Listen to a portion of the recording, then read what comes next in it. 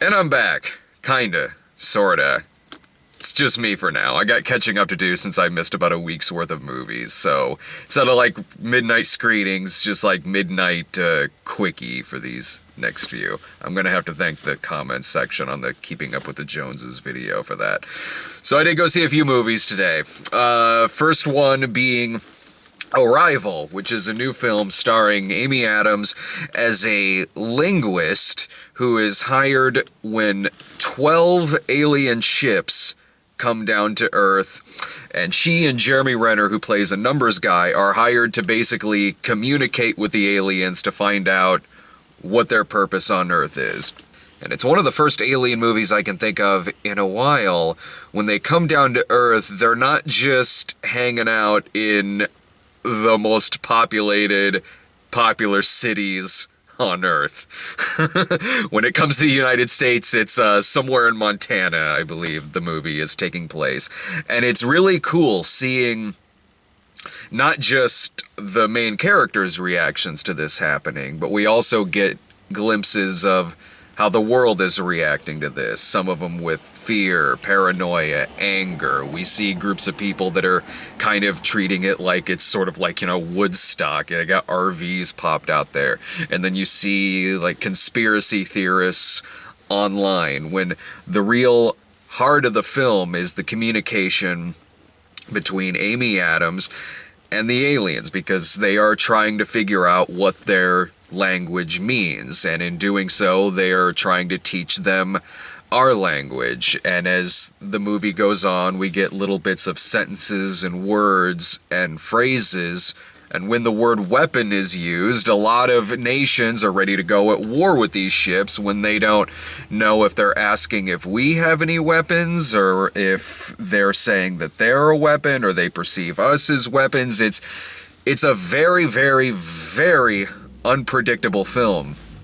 There's even parts of it towards the first half of the film where I was sped up by a motorcycle coming next to me. There's parts early on in the movie where I thought, well, I've seen this kind of thing happen in a movie like this before. Namely, there's a lot of flashes to Amy Adams and her daughter in which something tragic happened in both of their lives. And so all of that was incredibly well acted. It was very emotional, but I was sitting there like, okay, I've kind of seen this backstory before in this kind of movie with this particular character. But as the movie goes on, there are a lot of really cool twists in this film. There are a lot of things about it that I sure as shit didn't see coming. And by the end of it, what we've really seen is a movie about a lot of things, not just language, numbers, communication, and all that, but also a movie about romance, love, life. It makes you ask the question of, would you kind of play out your life differently if you kind of know some things that are coming forward? And when the movie ended, I was thinking to myself like, wow, I came in here for a really cool alien movie, and I did get a very cool alien movie. Honestly, one of the best of its kind since Close Encounters of the Third Kind. But when the credits came on, I was sitting there watching it like, man, this really is kind of like a Tree of Life experience for me, only if you take out all the Terrence Malick bullshit.